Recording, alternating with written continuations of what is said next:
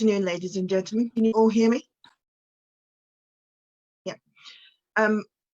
This is the open discussion. I must say, after everything that I've watched and listened to, all the inspirational speakers, I feel kind of nervous being the last chair. So yeah, be gentle with me. I'd like to introduce myself. My name is Paulette. I am a proud, unapologetic Black woman. I grew up in Smethwick, living on the estate called the Concrete Jungle, not far from Marshall Street, which was visited by Malcolm X in 1964. I'm a proud activist in many aspects of my life, as a teacher, as a member of the Reserve for Armed Forces. I'm an equalities, diversity and inclusion advisor within my regiment. I'm a supporter of the United Friends and Family Association after my cousin Kingsley Burrow died in police custody after actually ringing them for help. I teach food and teach it from an aspect where I look at food and its origins and how we use it culturally. I don't force my pupils to just focus on English food. I want them to experience food in all its diversities and how it relates to them and where they come from and how they experience life. My panelists this afternoon, we have first and foremost, Esther, if you don't mind speaking first, I'll just give you a short introduction. Esther Deans is MBE, sorry. He has 25 years of working in education for equalities, charities and communities. She is a part of 12 mayoral commissioners for CORE, chair of REEG, and education lead in the One Bristol Curriculum and a teacher. She's committed to making a difference and enabling others to do the same. I hand over to you, Esther. Hi, thank you very much. Can you hear me? Yes, we can.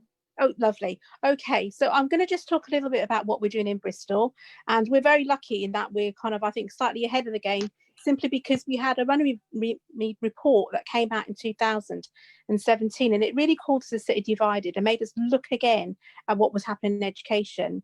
So from my REEG hat on, which is my Race Equality in Education group hat that I chair, there were some things that really screamed out at us. Obviously, we have, an agreement on the whiteness of the curriculum, and that came out very strongly in the Runnymede report.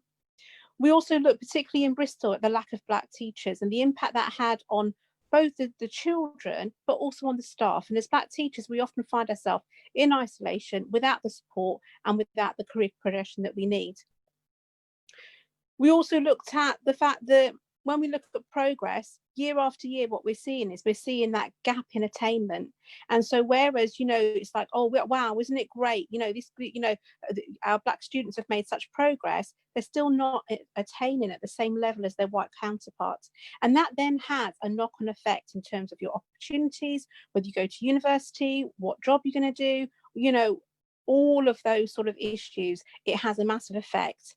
And so lastly, I'm going to, the other thing that screamed out, although there's many more things in terms of the education context, was the high number of exclusions. And if you're a Black boy, you're 4 times more likely to be excluded.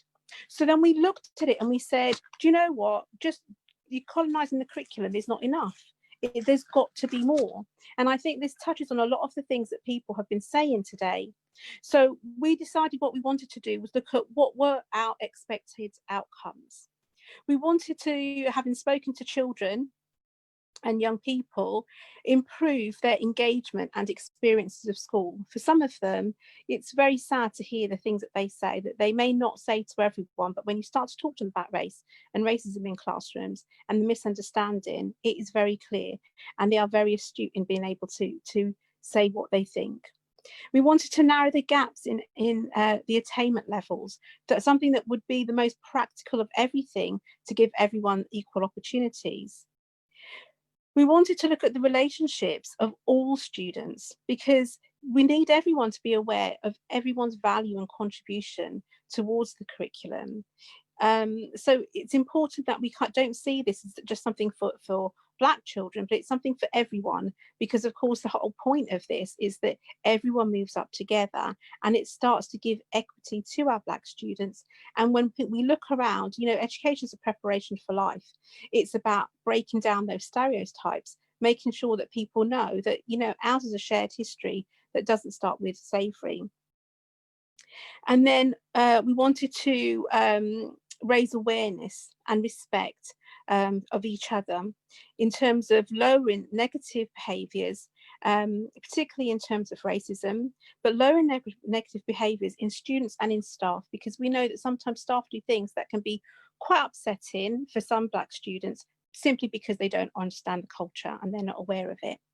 So talking to Paul Stevenson, he was able to put this, you know, Paul Stevenson, who led our bus boycott, he was able to put this really nicely when he said, we all need to respect each other, and to do so, we need to know about each other.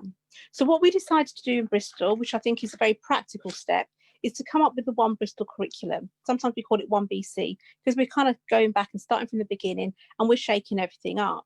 And rather than just looking at the curriculum, we're looking at the whole system. So therefore, we're asking schools to sign up to a programme of diverse ethos and environment. So what that does entail, it means that there are 5 strands. And within those 5 strands that schools will be signing up to, we start off by looking at the curriculum. And the idea within the curriculum is it's not just looking at the history curriculum, but the idea of looking at the way in which this can run through the whole curriculum from all key stages and for all subjects. So even if you're doing maths, if you're doing science, we've got some lovely programs right at the moment where you're kind of then bringing in those voices that have been missing for so long. So it goes through every key stage and it goes through every subject. This way, it becomes normal, you know, rather than this kind of othering of we're going to do a bit of Black history, or we're going to do some Black History Month, or whatever it is. I've spoken to children and they go, do you know what, every year we do Black History Month and then we do the same thing, you know, and they're pulling out the same sort of stuff. This way, as children go into schools, they're learning and they're kind of learning about the contribution of each other. And what that will do is it will change their mindset. And what we do need is we want a mindset shift. That's what we need to be able to get to. So the first thing is the curriculum, and all lessons that are going to be prepared. We've got a website that's going to be going live in August. And so therefore, with the curriculum, these are lessons taught that are designed by teachers, they're written by teachers, they're led by Black teachers, but we have lots of other people that also write for us as well. They'll all be quality assessed and they'll all be free for sharing. And the other thing that we're going to be, we are asking the schools to do is, if they are a specialist school, for them to then ask their teachers to write lessons that we can then also put onto One Bristol curriculum, and they'll be supported by the Black teachers in Bristol. We also have the second part of this is the wider curriculum, and we're working with our Black artists in Bristol so that we have lots of projects like Mama Africa, Cargo and so on, who then will be going into schools and doing workshops and doing a variety of workshops and different things in schools that have all different kinds of ways of learning, but also break down those stereotypes in terms of, you know, you've got all these Black professional people coming into schools and doing stuff with our students.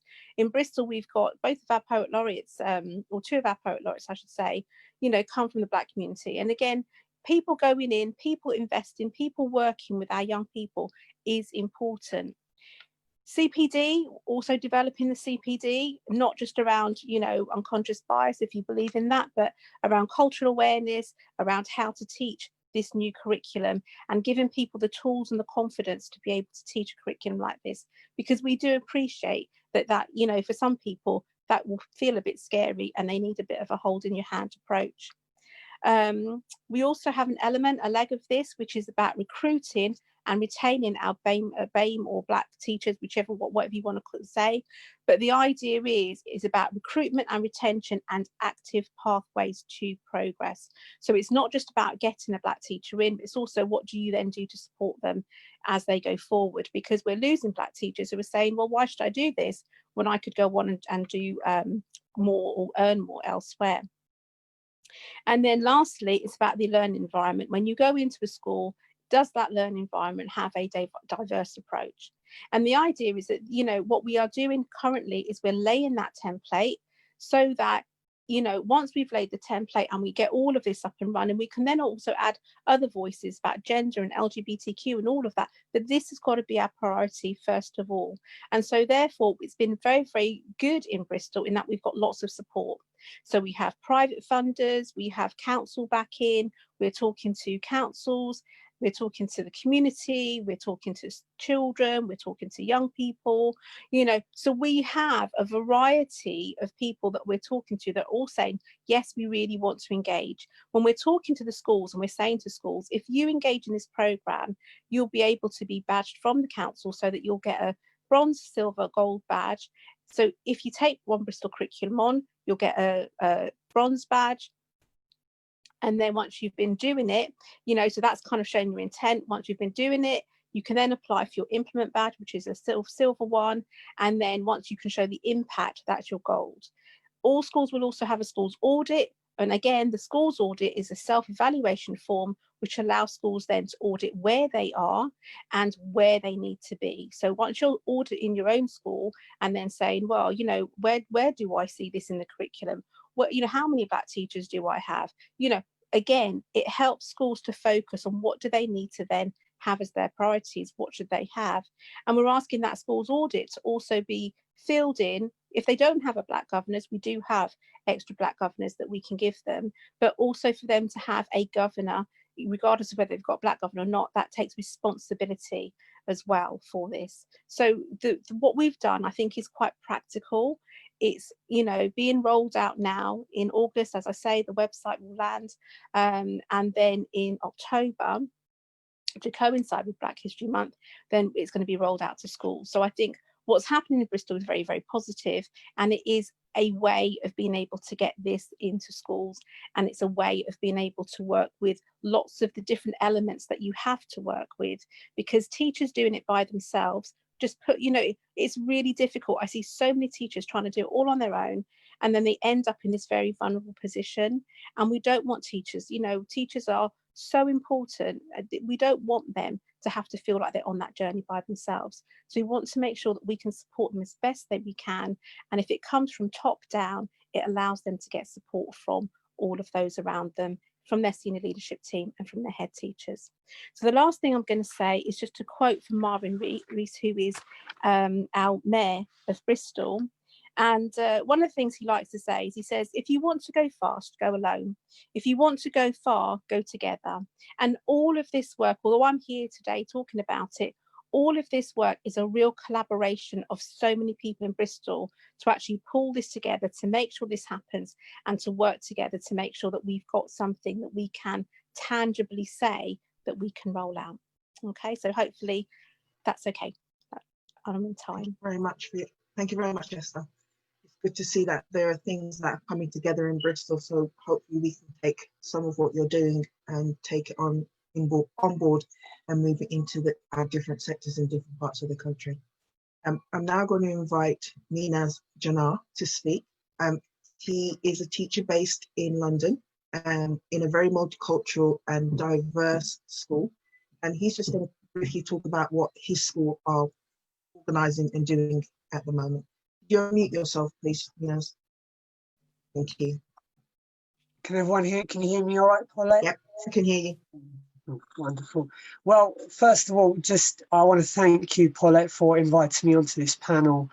It's amazing and just very humbling to be here with such highly educated professional people who are operating at the forefront of all of these different initiatives. And Brother Naya, you said something today that really resonated with me, which is about so many different initiatives, so many different ideas. You know, when I first started my work on this, I was bombarded with links, resources, and you do kind of ask yourself, where do I actually begin? And one of the things that I've been called on numerous occasions within the 3 schools I've worked in within my career, and I always tell junior colleagues, you know, I'm blessed to survive teaching past the 10-year mark. I think you deserve a badge if you can get past that 10-year mark. Was I've always been called a maverick. You know, you just seem to go ahead and do whatever pleases you, whenever you want to do it. And I think some of that has kind of been born from the defiance for my parents, who said, when you go to school, make sure you listen. And I said, okay, no problem. But you start to question, don't you? Like, why am I listening? Why is what they're saying so important? So having been managed by predominantly white British people, I've always been told, you know, you need to learn to listen. If you listen to what we're telling you to do, then you'll be able to go very far. Okay, that's fine. And then as I carried on this journey, what I started realizing, some of the things that I was asking about, a prayer room for the Muslim community, an opportunity to celebrate cultures, cultural days. It was like, well, these things don't really have an impact, do they? You can't show progress. And I kind of sat there and thought to myself, okay, but if we want children to value education, they have to see a value. They have to see some sense of identity within it. And when obviously the horrific murder of George Floyd took place, that's kind of where I thought, okay, let's let the maverick out now and let's see what we can do about this. So what I did was I spoke to some colleagues, and as a head of house, I look after about 10 form tutors. And I said, look, guys, I'm going to be very unapologetic here. This is horrific. We're going to do something about this. We're not just going to sit here. And like a lot of colleagues, we've been doing virtual assemblies. And so it was, luckily enough, our assembly that week. And I said, you know what? I don't know if this is going to be something that people are going to stomach very well. So let's do this. Let's do the assembly, put it all together. And if we get told to water it down, then we'll cross that bridge when we get there. And it was brilliant because our line manager, yeah, I'm talking about some of my experiences, yes. So my line manager, who is a Black lady, and I say that not because I want to identify her by her color, but because she is an inspiration and she's got to that position and she's an inspiration to people around us. I really needed her backing. And I got through the golden email that basically said, Meenhaz, you do your assembly exactly about this one topic. Don't pull any punches on it. And we put it together, and the response within the school was amazing. So where we've got to is absolutely fascinating. We've now got 20 colleagues who've put together a team of people. And we've subdivided a bit, Esther, a bit like what you said about what you're doing in Bristol. We've subdivided into 3 groups. One group is going to be working on our Year 7 curriculum, and I'll explain why only Year 7 shortly. A second group of people is going to work on CPD for staff, and the third group is going to be working on the learning environment. So we are, very honestly speaking, only concerned with our school at the moment. And the reason behind working on just the Year 7 group to begin with is because it's too easy for this to fall out of fashion. What my eyes see at the moment is, you know, Black Lives Matter, badges are being worn everywhere, people are taking a knee, celebrities, athletes, they're speaking up. But my concern is come November, come February, when schools start to think about their exams, progress, and all these other kinds of things, everyone will go, well, we can't really focus on that. I haven't got time for that. You know what, yeah, it's important, but I've got to put it at the bottom. And with workloads and all those kinds of things, it just becomes too easy to push it to the bottom of the pile. So we said that we're going to focus on just Year 7 to begin with. And what we're going to do is talk about Mansa Musa, Toussaint Overture. We're going to talk about Santi Belair and all these people who, quite frankly, 2 months ago, I had no clue who these people were. I had no clue about most of the people being spoken about today. And I say that with a lot of shame. I honestly do. But I have to hold my hands up and say, I'm ready to learn. I'm ready to learn about these people.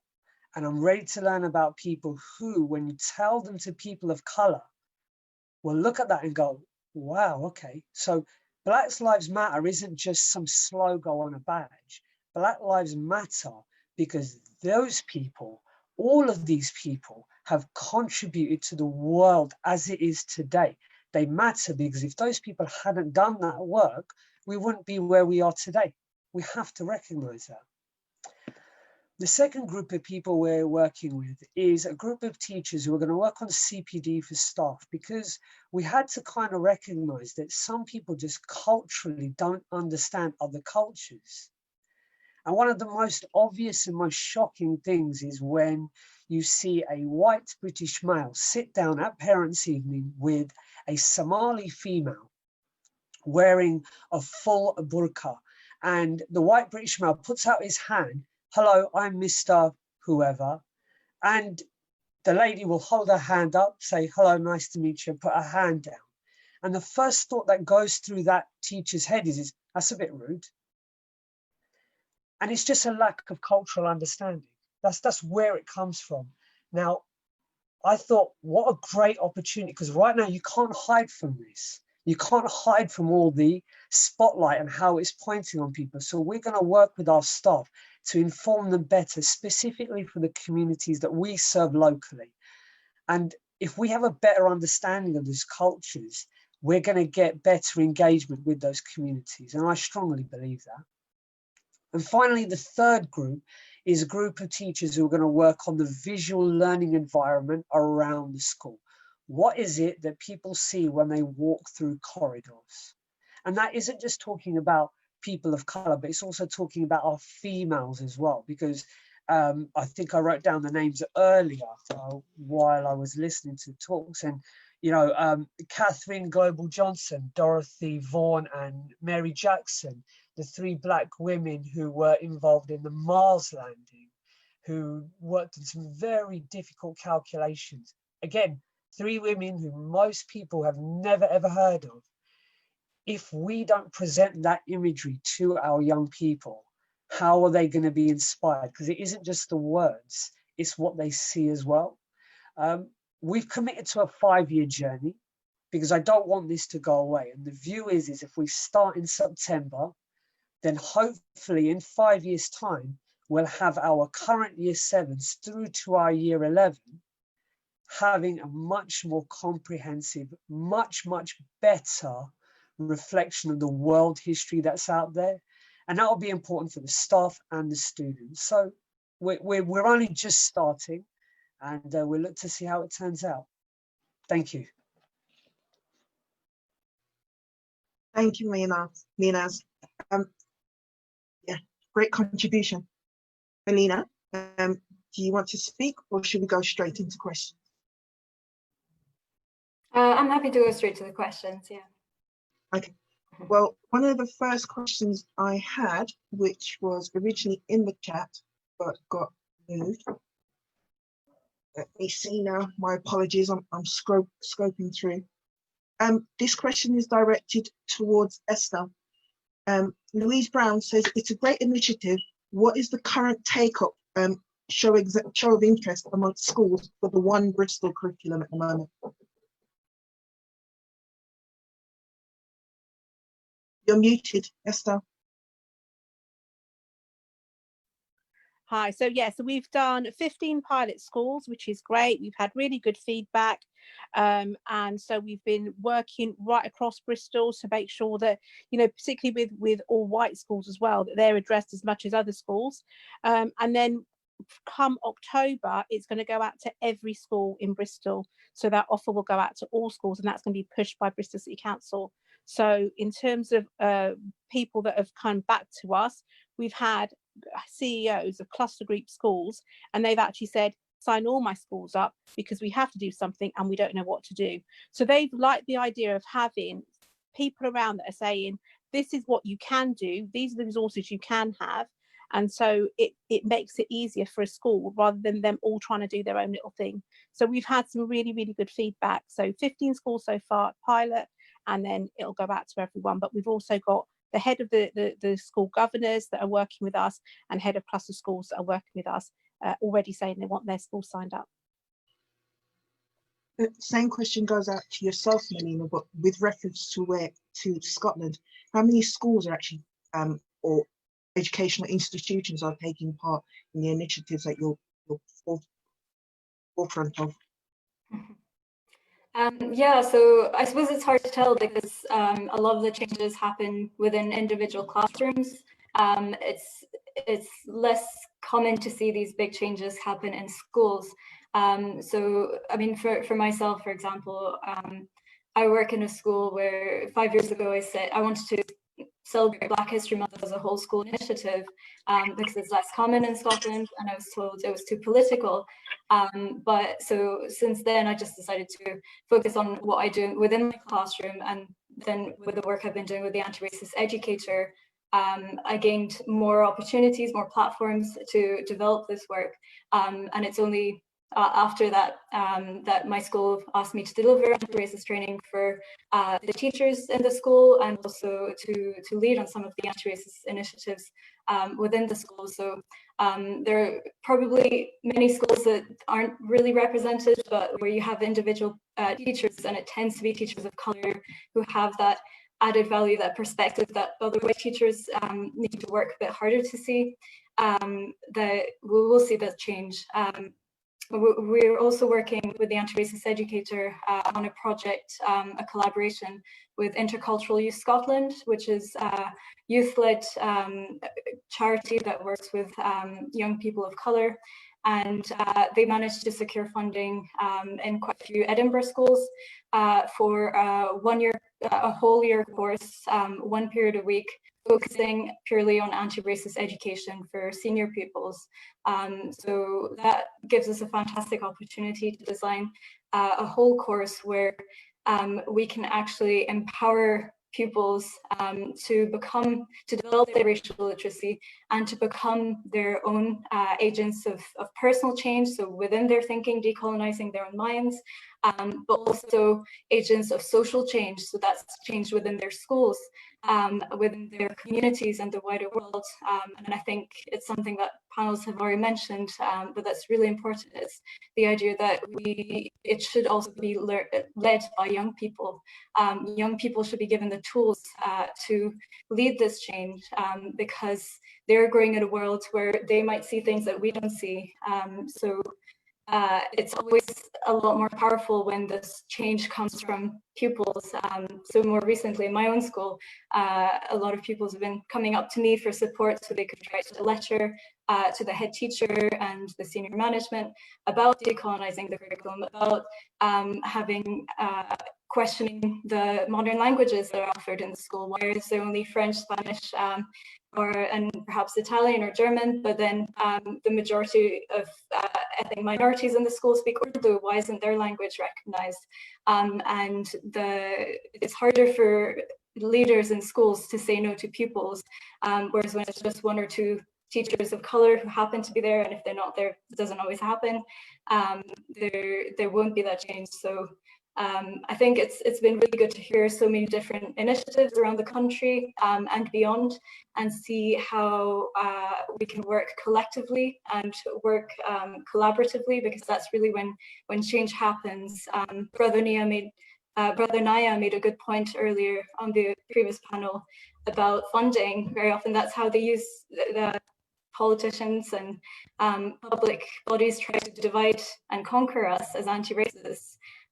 We really need to make sure that we work together and we perhaps create our own safe spaces that don't rely on those white institutions with all the power. So creating those alternative spaces where decolonial thought and decolonized curriculums can develop in a holistic, grassroots way that's connected to the communities that work there.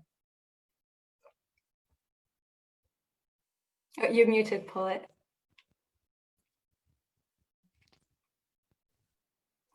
Thank you. You've also managed to answer another question that I was going to ask about: how do you go to your heads of school and talk about the changes? If it's led by the pupils, then maybe they're more likely to listen rather than, as you say, just one single or a couple of teachers on their own.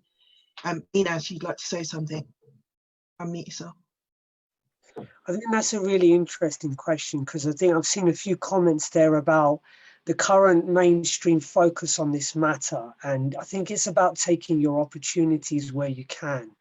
You know, my approach, unfortunately, or fortunately, depending on how you view it, was one of do it first, get as much backing as you can, and then take it to people in positions of authority. And then where I'm very lucky right now is actually there's a really great open-mindedness to this matter, whereas previously, where schools have been, the schools I've worked in, and I want to just be clear, I'm only talking about the schools I've worked in, it doesn't apply nationally at all. The schools I've worked in previously, where they've had such a massive focus on a certain facet, which is grades and becoming an outstanding school, it's like, well, where does this fit into that? You know, so this is a great opportunity right now. Now is the time to get on your emails, get onto a Zoom call, go speak to people in positions of authority, because they can't look away right now. You know, the bad press that a school would get if teachers of color were to go and take initiatives to their superiors is just too big, you know, and that's not an experience I've faced. In fact, it's been quite the opposite, where people have kind of held their hands up and said, yeah, we don't know enough about this. Please, you guys take lead on it. So I think you've got to take advantage of it while it's there. And I don't want to say it's in fashion, but it's in fashion within a certain area.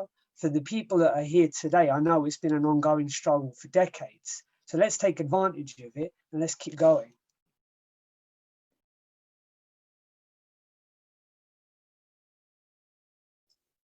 This is a question to all the panel. What I've done is I've actually combined two questions, and it's asking about, once you're starting your path on curriculum change, are you envisioning any backlash from white parents? And if so, how would your school manage it? And also, are you experiencing any resistance in Bristol, Esther, with regards to what you're doing? Are some teachers seeing it as political or not appropriate? And Mélina, I believe these would actually apply to where you're working as well.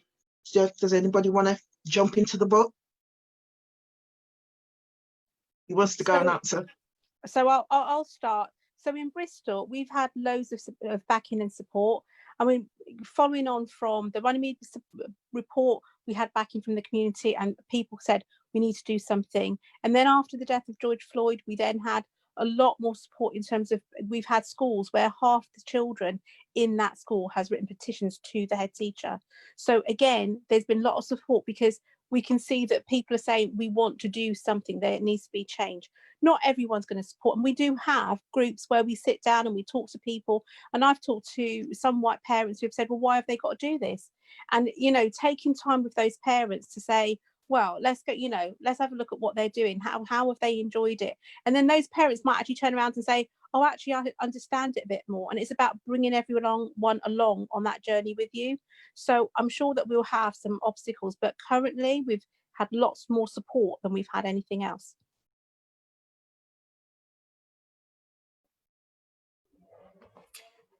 So I suppose I could come in from my teacher's experience.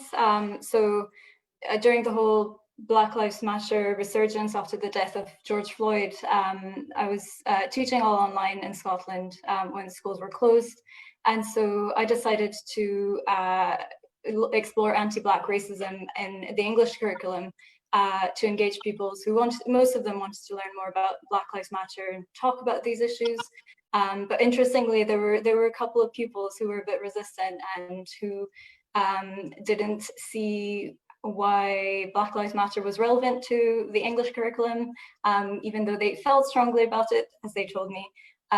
They thought it was more of a modern studies subject or something that should be done in social sciences, but English doesn't have much to do with Black Lives Matter. So I think it's really important to think about how you frame things when you meet this resistance. So I basically use the whole decolonial thought to challenge this and think about how racism seeps into every aspect of our society, including literature, especially literature, which is where all these narratives are created about Black people being inferior and white people being superior. So that's where it should be challenged in the classroom. So getting pupils to think more critically about whose stories are presented, and when we do get stories about Black people especially, why are they often portrayed as white savior narrative? So why is it that there always needs to be a white person saving the Black person? So lots of English teachers love to point out that they teach an anti-racist text such as To Kill a Mockingbird, written by a white American from the perspective of a white girl whose father is a white lawyer saving a Black man during the Jim Crow law institution. So we really need to question what we understand by anti-racist, thinking about whose stories, whose agency is presented, are the stories of Black people presented in a humanizing way, and understanding that those narratives that are dehumanizing contributes to our internalizing of racism, of anti-Blackness especially, and how that anti-Blackness in worst case scenarios can lead to the death of a Black person. So really presenting decolonizing the curriculum as something that isn't just about destroying the status quo, burning all the books, and threatening white people. It's actually about inviting also white people to realize how important it is both for white people to have a shared humanity with Black people and people of color, to realize that we are one human race biologically, but because of society and the way society is constructed, we are categorized in different ways that tend to dehumanize Black people. So being prepared to have those conversations with parents, with pupils, and thinking about how we approach those conversations. So especially if it's parents complaining, then we have to think about the emotions that come into play. So the white fragility, how can we navigate that white fragility? And sometimes we have to pick our battles, or slightly adapt our language so that they start to see our perspective and take on board the messages that we're trying to promote in decolonizing the curriculum. Thank you, Mélina. Did you want to speak, Meenhaz? Yeah, just really quickly, there's something that was mentioned there by Mélina, which is that I think you're absolutely right, Mélina, that you do have to pick perhaps the language in which you use when tackling some of these issues. But I think as well, there's a balance to be had with sometimes, you know, and I speak again as a member of my community, as the Asian community living within West London. We've always had an air of being quite apologetic about, is it okay if I just quickly ask you about something? You know, like rather than actually, this is wrong, and I'm telling you this is wrong, and I'm not actually going to accept it. And I think if you've got a situation where you've got the backing of your leadership team, those parents that come in with complaints about, well, I don't want my child to learn about this or learn about that. If you have the forefront of your school telling that parent, well, this is what we teach here. We are an establishment that teaches this, and we do not apologize for that. And that parent is then left to make their own decisions about their child within that school. You know, and that's, again, something that we're very lucky to have in our school currently, where we've had parents say to us, well, why do they have to learn about this? I had to deal with one incident where a child was called a racial slur, and I said to the child, I said, look, I'm the same color as that kid. Are you going to call me the same thing? And the child kind of walked off in tears. And then he went and told his dad. His dad called me up and he said, what color are you? Now, this is the beginning of the conversation. You know, he wanted to establish my color before anything else. And when I finally shared it with him, I said, yes, I am the same color as the other child. He said, well, that's just typical then, isn't it? And at that point, I discontinued the conversation and left him to deal with the senior member of staff. And he never did, you know. So I think it's about having that bravery as well to say, you know what, we are going to teach this, and we don't apologize for teaching this because this is the truth, whether you like it or not. Okay. I want to go with a final question. This is the discussion that Meenhaz and I were having, and it works into this. We were talking about, is there such a thing as a truly Black British male identity? And one of the questions that's been asked by an attendee is, how do we make our children feel comfortable and confident in the skin they are born in? Does anyone want to try and handle this time bomb? I'm happy to start.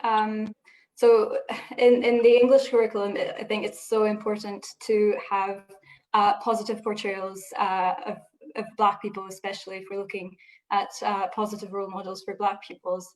But unfortunately, a lot of the literature that tends to be taught does also have negative portrayals, negative connotations. If you look at language, there's so much anti-Blackness in the English language. So when you are studying a text, always getting pupils to question critically how that language is used. Why is Black always associated with evil, and why is white always associated with purity? So getting pupils to think critically and disrupt that power that is in language, that is in text, and then presenting alternatives. So that could be done through the text you teach. So picking books where there are positive portrayals of Black people, sort of healing stories, healing narratives. When you're teaching history, as we've discussed before, looking at slavery, not always focusing on Black people needing to be saved, really Black people having agency, and not always needing a white savior. So it's really that question of humanizing people. And I think when I teach a story that does have a negative portrayal of Black people, when I have the Black people in the class, I always try to make sure that I prioritize their racial comfort, because especially when it comes to racial discussions in classrooms, people tend to always focus on white people's comfort, like, oh, I don't want to offend a white person, white fragility, all that. But actually, it's really important to think about the mental health of Black pupils, and how any negative portrayal can actually be felt really traumatically as a racial microaggression, a racial slur in a text. Do not say the N-word when you're reading out a text, even if it's written by a Black person, if you are not a Black person, because that can cause a lot of racial trauma. So really having those discussions with your Black pupils in advance, making sure that they're involved in your lessons. So when you're designing a lesson, how can I make sure my pupils feel comfortable, have that conversation, get them to have a say, so there is that pupil voice included, and present healing positive alternatives, but to the whole classroom. When you're teaching World War poetry, for example, or World War history, then it's important to look at all the Black people's contributions. It wasn't just white soldiers, there were plenty of Black people who were war heroes, if we think about the heroic imagery that's portrayed. So absolutely thinking about humanizing stories and humanizing role models. Can I come in on there as well? I think one of the big things for me is that I would really like to see that, the whole shake-up of the way schools run at the moment, and really listening to children. I do a lot of work where I go in, because of with my equalities hat on, when I sit and I talk to children, they can tell you how they're feeling. They can tell you the experiences they've had. They can tell you when they feel slighted, and we need to listen to them. We need to listen to their experience. And then when we're letting them walk with their ancestors, at a very young age, as a Jamaican woman, I loved history. And I remember my brother coming home with a book, and it had great people of color. And, suddenly you've got all of this great ancestry around you that you didn't have before. And if you go to school, you only know about, you're a Jamaican, so, there's your slave bit. That doesn't help you, and other people sort of look at you quite often if you're in a minority. So I think it's about shaking the whole system up, allowing children to see other people that look like themselves, allowing children to be in an environment that, celebrates who they are, allowing children to celebrate themselves through the curriculum. I think it's really important that we actually really take care of our students, and also our teachers. Meenhaz. I think the other thing is, and Paulette, you and I mentioned this when we started this conversation the other days, is when you use the term, and there's been a lot of reference today about this use of the phrase BAME and stuff.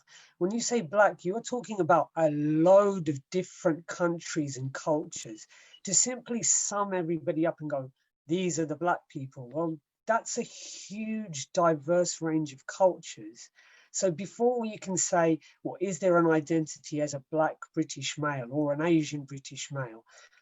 Well, those people themselves have got a diversity of culture, and it's where their culture and this culture collide that often there's a conflict, you know. And you just got to look at the Sikh community as an example. When they first came to the UK, having, you know, a long beard, long hair, and having to sacrifice that, to compromise that in order to fit in.